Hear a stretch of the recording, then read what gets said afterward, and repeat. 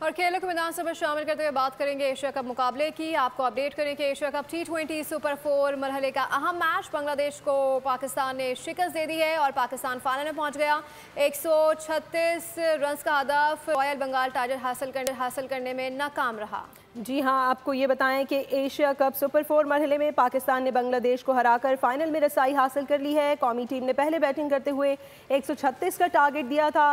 बांग्लादेश की team 124 run ही score कर सकी और फाइनल में कौमी टीम अब भारत से टकराएगी। एशिया कप सुपर 4 मरहले में पाकिस्तान ने बांग्लादेश को हराकर फाइनल तक रसाई हासिल कर ली है।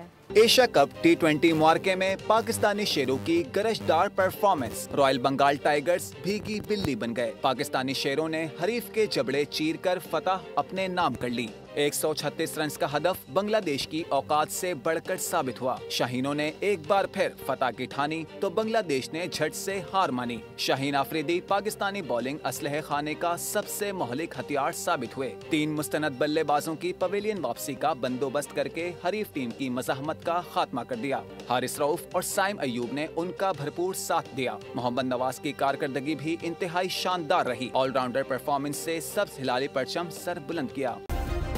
सब्सक्राइब करें और बेल दबाएं ताकि कोई खबर रह न जाए।